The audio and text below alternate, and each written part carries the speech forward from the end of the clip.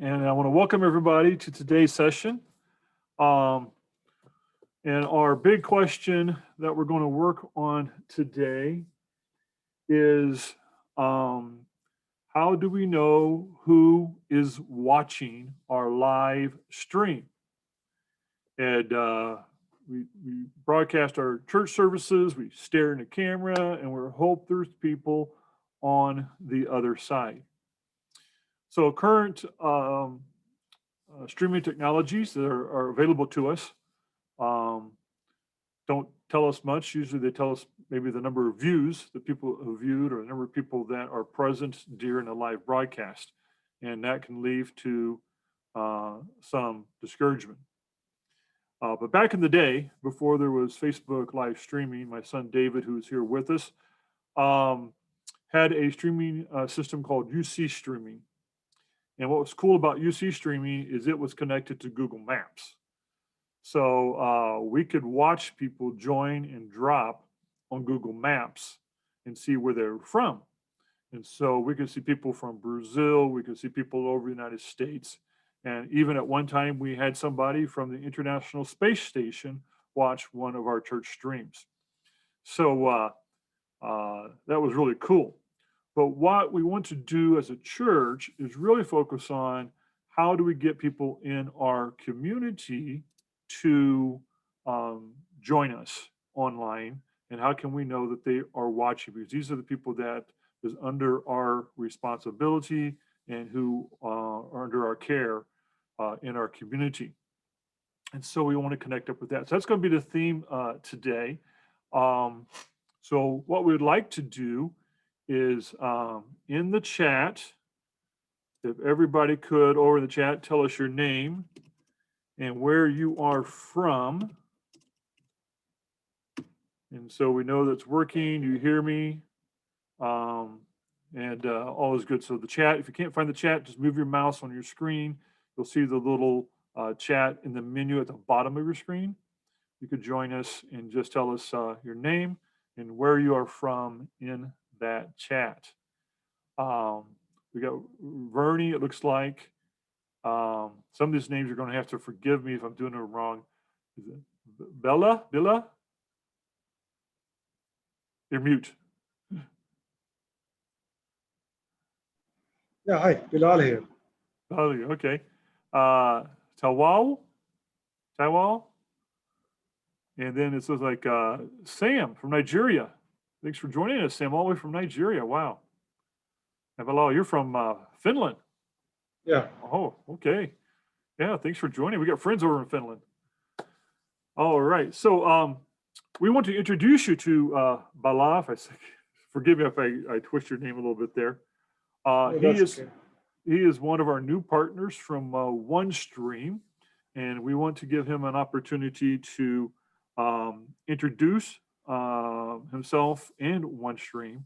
So Bella, you want to introduce yourself and then tell us maybe a little bit of history about OneStream. Yeah, so thanks, Huge. So my name is Bilal. I'm the Chief Operating Officer of OneStream Live. We built this company, me and two of my colleagues. We started this in 2017. And our concept was that we wanted to make live streaming easy for everyone. When we started, we noticed that doing live streaming is a bit of a cumbersome task, and you need to be a little bit of tech savvy and need to know some technical things before you can set up live streaming. So we thought that we should, this is a huge market, and we should actually create a solution where live streaming becomes really, really easy. So anybody with no knowledge, no technical understanding, anything, can just go ahead and do a live stream. We built OneStream in 2017. We started with the concept was to allow users to live stream their pre-recorded videos to OneStream. So how OneStream works is that at the basic level, all you need is just a video that you want to live stream on a social media platform like Facebook or YouTube or Instagram. So you can upload a video, schedule it, set a date, time, and set your destination, and say you wanted to go live tomorrow on Facebook or YouTube channel at 5 p.m. That's it. You just schedule it and that's it. You can go to sleep. You can set your laptop. You can go away. The video will be live at 5 p.m. tomorrow. So that's how we started. And to our surprise, a lot of churches started joining us, especially after the pandemic hit. There was a huge surge in demand, and so many churches and joined us, especially the Sunday service. We have a huge load on our servers on Sundays because so many churches and communities are doing live streaming.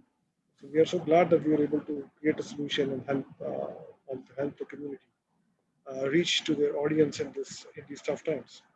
So lately, we also started real-time live streaming, where you can actually live stream. You can send your stream from OBS, for example, or Zoom, and you can actually broadcast it to multiple destinations.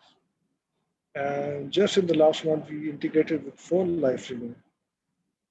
So the process is very simple. You can actually now, for example, you can have a video. You want to live stream it. You can also send it to phone live streaming via OneStream.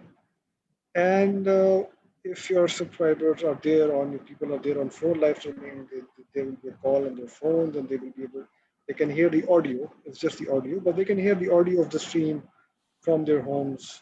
They just get a call and notification if they have set it up, and uh, you don't have to do anything. You just have to schedule it, set it up, and forget it.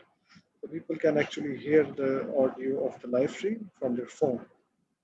Okay. So that's the story, and we are based in Finland. Yeah. Right. And your URL to learn more about OneStream is It's onestream.com? onestream.live. Onestream.live. OneStream.live. Okay, would you put that in the chat? Yeah. Okay, I'll hey, just put thanks. it there. All right. So if you have a question for OneStream or for phone line streaming that you have on your mind, the reason you joined us today, go ahead and put that in the chat and we'll get to your questions. We'll give you a couple minutes here to put your questions there in the chat and we will do our best to answer them and to help you reach your community with your live stream. All right. So let's give a quick testimony. So phone live stream is the audio portion of your stream, as Vela mentioned, being sent across the telephone. And it's has a subscription list so people can actually put their phone numbers into the phone live stream and they will receive a call every time you go live. And there was one gentleman who worked on a farm and he tried to watch the stream from his church as the video stream, and it kept buffering and freezing and having problems like that. So he went to phone live streaming, called the number to listen to the pre-recorded service from his church, and he had to turn it up because he's working with loud equipment. But he was a little nervous. Maybe his co-workers wouldn't want to listen to it, so he's trying to be careful. At the end of the day, a number of his coworkers came to him and said, "Wow, that was really good preaching. Who was it?" And he told them about it. And one person says, "Can I have that phone number? Because I want to go home and share that message with my wife." And so that was a really cool testimony of the power of the streaming over the phone like that. Okay. So we don't have any questions immediately, so we'll start with some. Well, here we go. We just got one.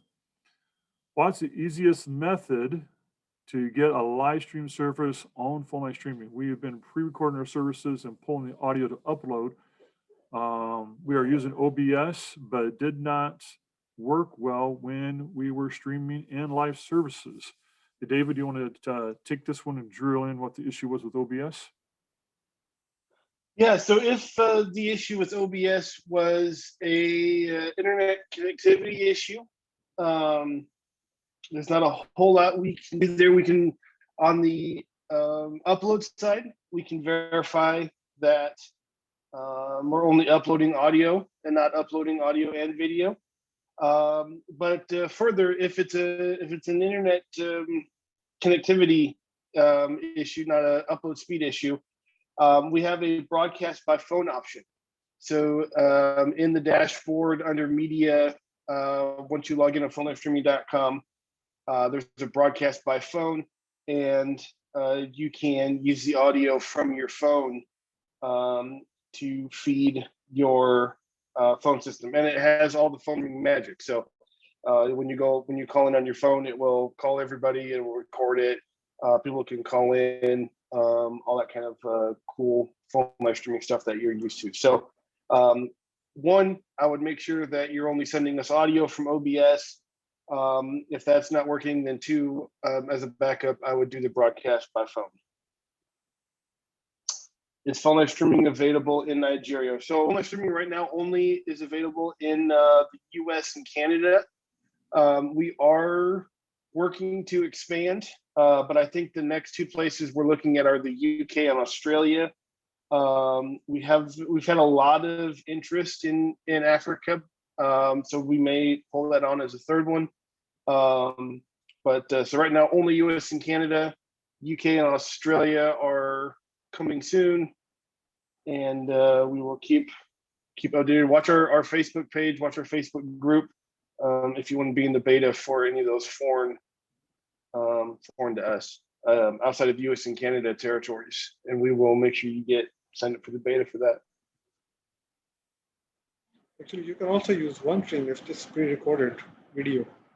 That would be a good use case I have to add here.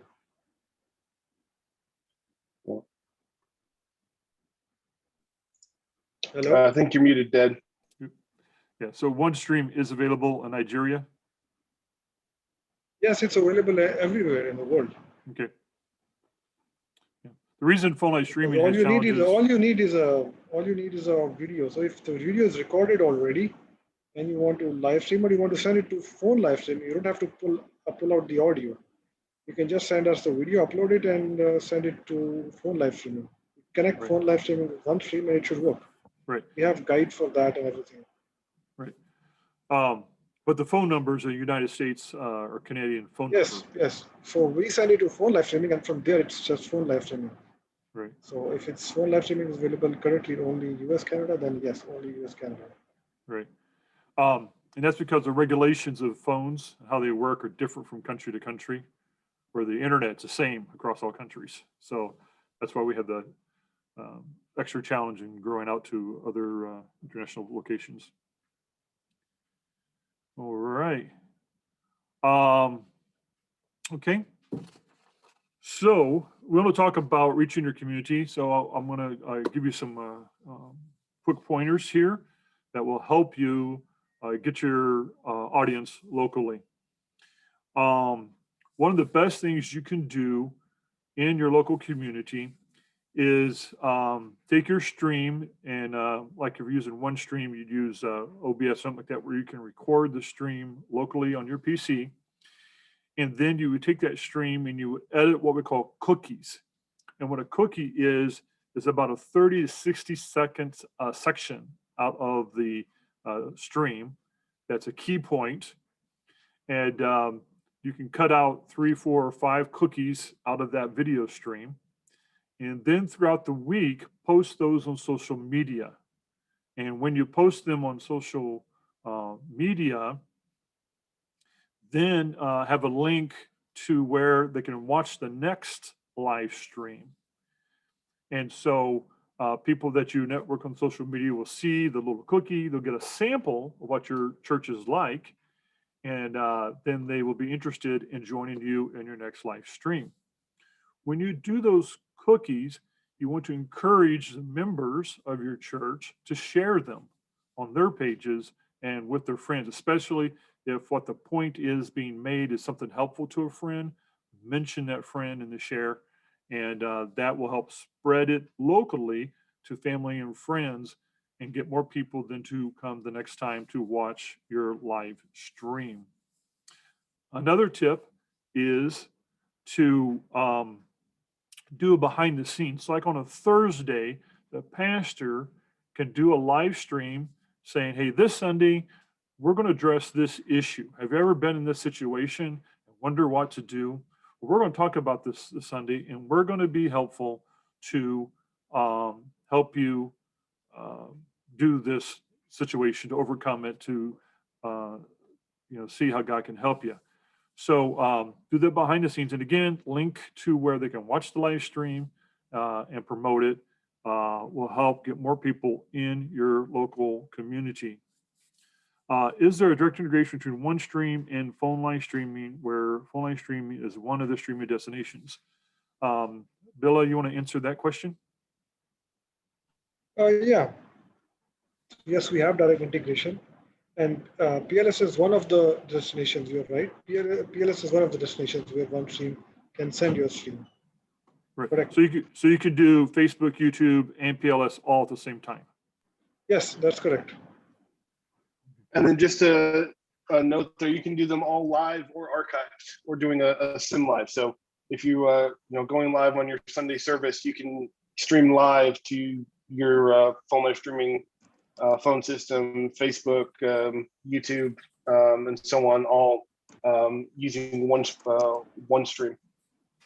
And then just one more thing to think about with OneStream, right? So if you're familiar with like vMix or Wirecast, and even if you kind of hack OBS, you can stream to Facebook and YouTube and phone live streaming all on site. The big issue that we've seen with a lot of our clients is the upload internet bandwidth and stability, right? So using OneStream, you only have to send one video and audio stream to OneStream. And then OneStream can send it to all the other destinations for you and help manage that connectivity, instead of trying to push all of that from on site. And I'm just speaking from experience. We've tried to do that at our church, pushing Facebook and YouTube and phone live streaming on site. And we're a rural church, and the bandwidth was interesting to say the least. I'm trying to do the upload piece. So using a tool like OneStream makes that a lot easier and makes it a lot more possible. Okay, that was good insight. All right, Chris Darby, thanks for joining us today. Hey, Chris, if you could in the chat introduce yourself and where you're from, we greatly appreciate that. We're talking about reaching the local community and how we can do that through streaming. Of course, Facebook ads work because you can target your community.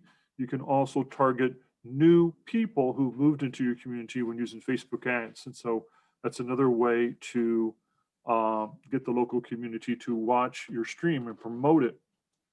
A lot of pastors don't like people using their cell phones in church, but in church, at the beginning of the church announcements, you can say, hey, everybody get out your cell phone, hold it up, right? And then you say, now, text one friend, and then have a short link and tell them to go to that short link and to join us in our live worship. So right in while you're broadcasting, everybody's texting their friends saying, hey, join us online. Again, that will bring more people to in your community to reach. I think Chris is having problems connected. Hopefully he'll come back. It's another technique. Where phone line streaming comes in is 15% on average in the United States and Canada. 15% of your community, and it's actually a little more than that, cannot join you online. And so phone line streaming, because of the phone audio signal, allows you then to connect to those people who cannot join you online. In some of the instances for that, actually I got the exact stats here, are, let's see here, just in the United States, there's 52.4 million elderly people in the United States. And of the 52.4 million, 49%, so roughly 26 million elderly people do not have access to the broadband internet, so they cannot join you online.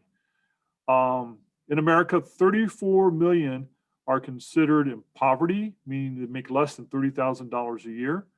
Of the 34 million, 44% of them do not or cannot afford the technology to join you on broadband. So that would roughly be about 30 million. 50% of the 39 million foreign-born citizens, so it's 39 million foreign-born citizens, 50% of them don't speak English. And so they can join you online, but they can't understand what's going on. And so where phone line streaming comes into play here with the elderly, they receive a phone call when the streaming starts. They just pick up the phone. There's no access code, no instructions, no training, and they're online. And then the poverty folks, they just have to answer the phone and they're online. With those that don't speak English or another language, you can have an additional phone live streaming line that can be translated. So somebody's translating on it. You have a person doing the translation, and that person doing the translation can either be in the church service or they can be remote watching the stream. So if they can be a different place watching the stream and doing the translation for you on your phone line streaming line. So there'd be a special line for Spanish or French or whatever the other languages are that you want to translate to. Cool thing about the translation thing then is it works both online and in person. So some of the mega churches, we have one customer spent $40,000 on translation equipment so they can translate in person. So a person comes to church, they hand them a device, they put a little earbud in their ear, and somebody translates over that device. But they have to be there in person, and that's $40,000 of equipment. Now, because of COVID, that equipment has to be sanitized, has to be maintained, and it gets lost. Okay? But when you're translating through phone line streaming, everybody brings their cell phone. This particular church provides earbuds, cheap earbuds if they need them. They don't have their own. And they listen to it on their cell phone. They take their own cell phone home. They take care of their own cell phone. People online can hear it. The people in person can hear it. And it saves the church $40,000, a big mega church like that, in equipment. So they're kicking themselves that they spent $40,000. And actually today they do it all through phone line streaming for a lot cheaper than that. Now, if your community has those 15% of the people that can't watch your online streaming for those various reasons, how do you reach them, right? And so for the elderly and the poor, your church would use the channels of ministry that you have to the elderly and poor and informing them this is an option. If you work with other nonprofit organizations in your community that serve the elderly and poor, you'd use those channels to promote it. You would also promote it live in your service and let the people in the service know we have this available. If you know somebody who's poor, you know somebody who's elderly, share this phone number with them and you can grow it that way. On the non-English people, it's a little more unique because there's a chance that they would possibly be online. And so you can do organic and advertising and social media in their language, allowing them to know that the service is available and what number to call. As well, when you start your service, you can have a graphic up saying, hey, if you speak Spanish, call this number. I don't guess I listened so well out of 2 ears. Hello, Bernie? Oh, I'm sorry. All right. So we had a question come across here. Okay.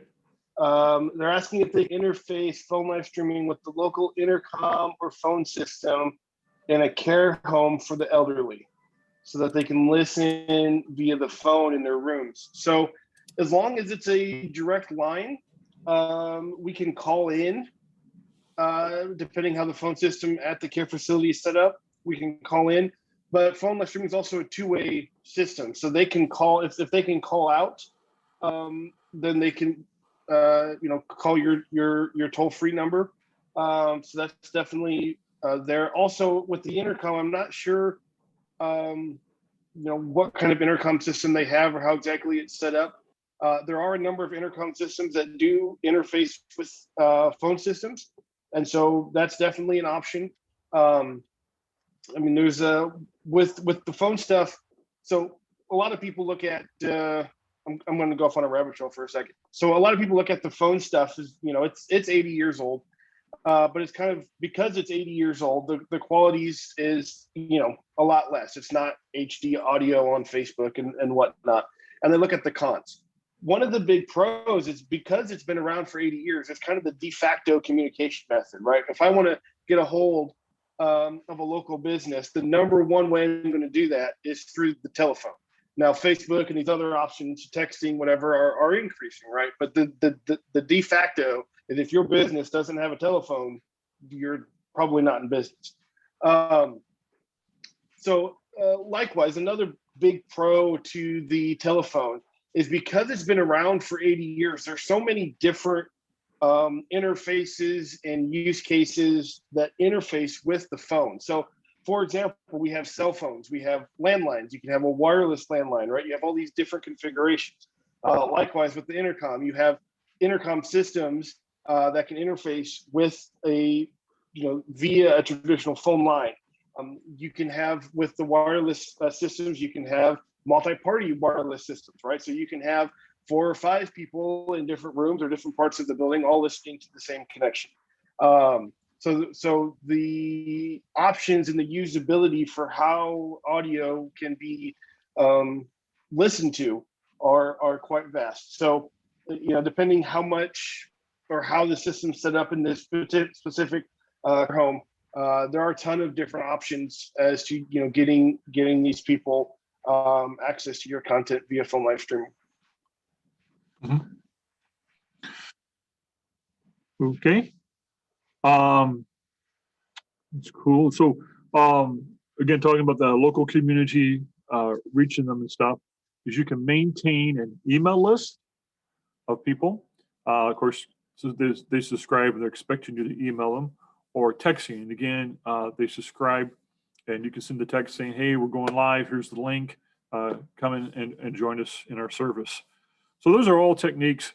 They all do a little bit. It's called growth stacking, is when you get 2 people sign up from here, some people from here, some people from there. So using all these different techniques will accumulate and will spread and multiply out in your community and make your online ministry a live, growing ministry of the church. All right, so I'm gonna interrupt my dad Sure. right there. No, I normally don't recommend people interrupt their father, but I just want to reiterate what my dad said there, because that's really powerful stuff. So a lot of times people are looking for a silver bullet. What's the one thing I can do and make my ministry blow up? What's the one thing I can do where I can reach everybody, where I can start expanding my ministry and doing this stuff? Okay, the ideal with growth stacking, right, is we get a little bit from a whole bunch of different places. We get some from Facebook, we get some from phone live streaming, we get some from the email list, we get some from the drive-bys, we get some from the life groups, we get some from the prayer list, we get some from here, we get some from there, okay? And because we have 2 or 3 from 10 different places, right? So if I get 3 from 10 different places, that's 30 different connections. Versus I can, drive Facebook and drive social media, and I might get 10 or 15 connections, right? So don't look for the silver bullet for your ministry saying, hey, I can do this one thing and it's just going to take off. Look for those incremental, hey, I can do phone live streaming, I can reach a couple more people. Hey, I can, broadcast on Instagram and I can reach a couple more people. Hey, I can send postcards and do mailings and do this and reach a couple more people, right? And there's tips and tricks and learning, to improve each one of those methods, right? You can, instead of doing sim live, you can do live with phone live streaming. When you're doing postcards, you can look at doing EDDM, and you can look at marketing and reaching, more specifically. But learning how to, having multiple avenues that you're using, going deep on just 1 or 2, will get you a broader result, a bigger result quicker. Right. And talking about those stacks, so when you do your in-person church, and some people are going back to in-person, they're totally going offline. They're missing the golden opportunity. So you want to do in-person and online together, because you got 1 hour of church and getting twice as good at it, instead of trying to do 2 different things, 2 different ministries that take up 2 hours, right? So you're going to save a lot of time by doing in person and online at the same time. So people might ask, Facebook, YouTube, do we host a player on our church website? Where do we broadcast to? And the answer is to all of them. And the reasons are Facebook is a push. Facebook's a postman, like delivering a letter. So when you go live on Facebook, it's going to let people know that you're live, and people are going to share it, and it's going to be pushed out to your community, and people are going to be introduced to your online stream ministry. YouTube is the opposite. YouTube is a pull. So when people are looking for the subject of the title of the video that you put on your stream, YouTube is going to tell the searcher, here's the answer you're looking for. Here's the answer you're looking for. And so it's a push medium. Now, Facebook, you can search, and YouTube, you can have subscribers, but primarily Facebook's the deliver, the push, and the YouTube is the pull for people searching. Then the third is actually having a player on your church website.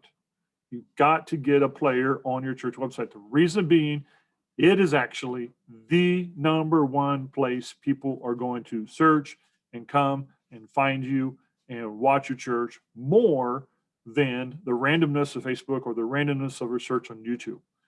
So you want to have a player on your church website. And because of the availability in all three of those channels, all three of them will bring more people into your church through online ministry. One of the things that, we kind of understand, but that, just to reiterate, is that nobody will visit a church for the first time today. Nobody will, without checking them out online first. Even if a family member invites you to come to their church, you're at least going to do a quick Google search or Facebook search on that church, right? So what do they see, when they do that quick search before they step foot in your door? And the ministers that I've talked to about the specific topic, they have testimonies of brand new faces coming into the church, and after service they go up and, hey, so nice to have you with us today.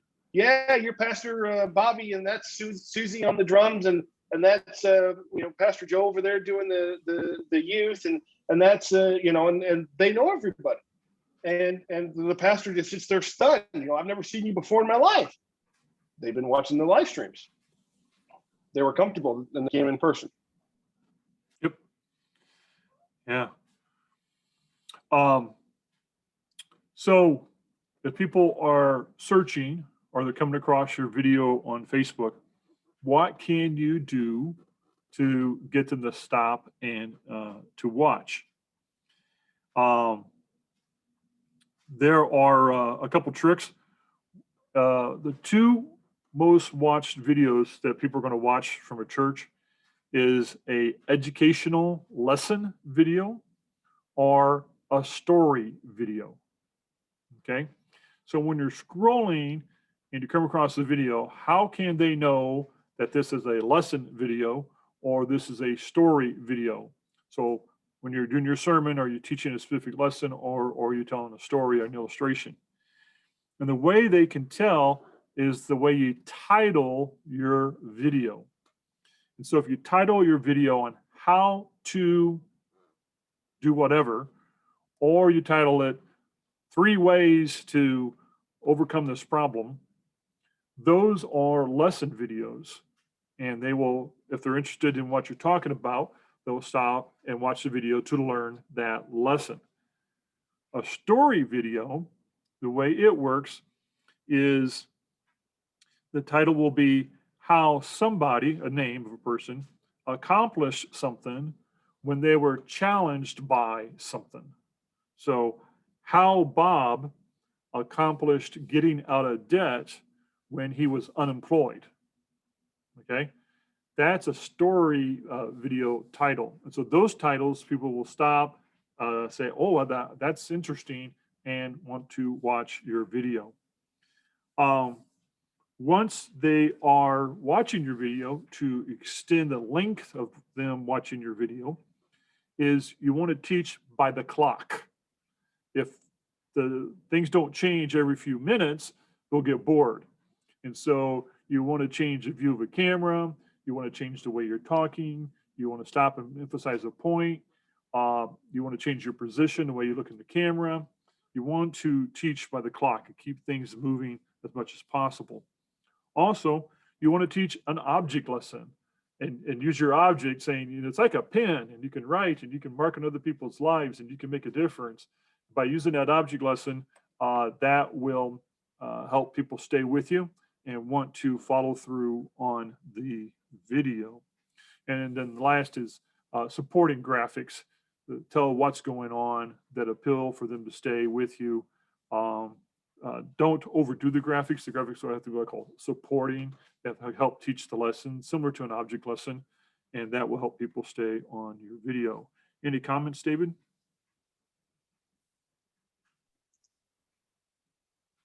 I think what you mentioned is one of the cheapest things people can do to improve their video quality is just to make it more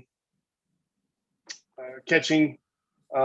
Doing the different shots if you have the cameras moving around. A lot of people like the one wide shot in the back. Even if you use something like OBS or Wirecast or whatever, there's plugins where you can plug in 2 or 3 cameras and you can say every 30 seconds, switch the camera.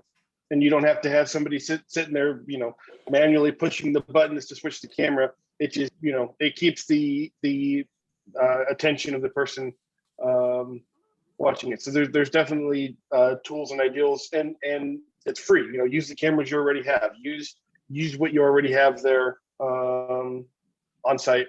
Maybe just use it a little bit better. Okay. Again, if you have any more questions about reaching your community through online streaming, feel free to put them in the comments. And so, David, you're probably going to add something to this one, but the next question we want to talk about is reaching those people in poor reception areas. So if you're like a rural church or you got people traveling, professional people traveling all the time, what can you do to improve the delivery of your stream to them? And I'll go over some high levels and David can go over some details. One is the size of the video that you're transmitting. Don't try to get too big and fancy with that. And so that it can get through easier. Of course, phone line streaming, phone reach is better than internet reach. And so they don't have the buffering and freezing problems that you have in video streaming. And so they can use that. I know a church that has a lot of people that go camping in the summer. And for that one reason, they have phone line streaming so that their saints, when they're camping in the summer, can join church over the phone because a lot of the campsites don't have good internet reception.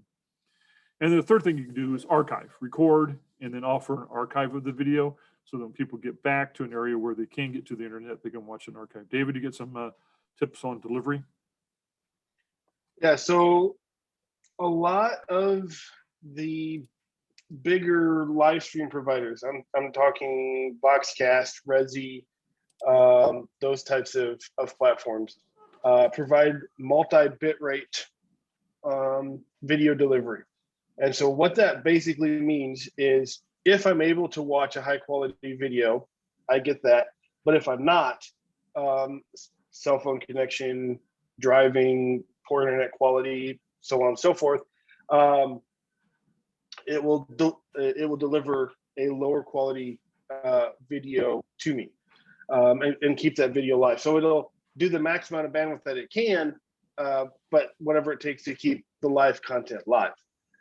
Now, in a rural church, maybe you don't have $100 a month or $500 a month to put into, some of these fancier systems.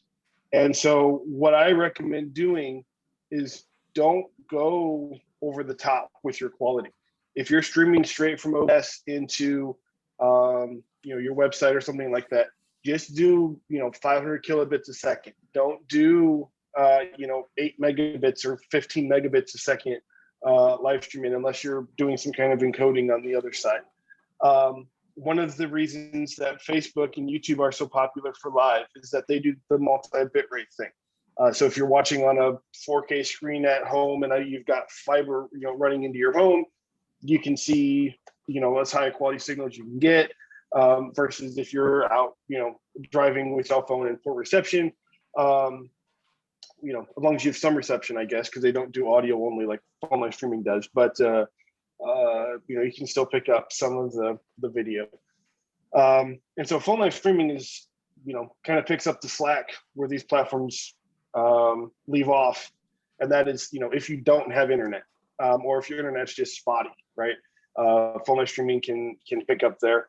One of the other big things that's missed is not only is delivery as far as bit rate concerned, making sure that they can get the live feed, whether that's video and audio or just audio, but also making sure that they get it in a format that they want. One of the things that we've seen that really surprised us here at Phone Live Streaming is that roughly 15 to 20% of the people using Phone Live Streaming have access to other churches' live streams via Facebook, YouTube, their website, whatever.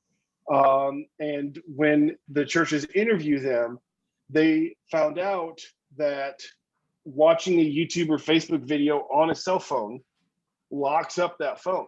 So if I want to do something else on that phone, such as I'm a millennial, I want to multitask, I want to go on a car ride, I want to look up a recipe, I want to exercise, I want to text, I want to any of these things, right? That video pauses, that live event pauses, right? Where on the phone call, I can multitask on my smartphone and I don't lose that live feed. And I don't know about you, but at least here in Illinois, it's illegal to pay attention to your smartphone while you're driving. So having the audio feed up versus having a video feed up looks a whole lot better from the, if you get pulled over by a police officer for speeding. So phone live streaming kind of fills in that niche there. All right. And so then the last one here is, how do you promote your local community to watch your online streaming offline? I'm talking about the promotion being offline. And some of the ideas here is a two-sided business card. So one side of your business card lets people know that they're invited in person and how to do that. And the other card then lets them know how to do it online. All right.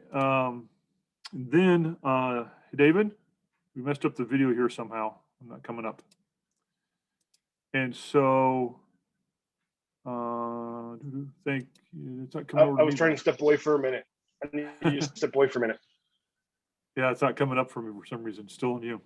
But anyway, the two-sided business card, your signage on your building, on your sign, on your vehicle, put your URL, and then also mention it in your bulletins and mailing so people know that that is an option.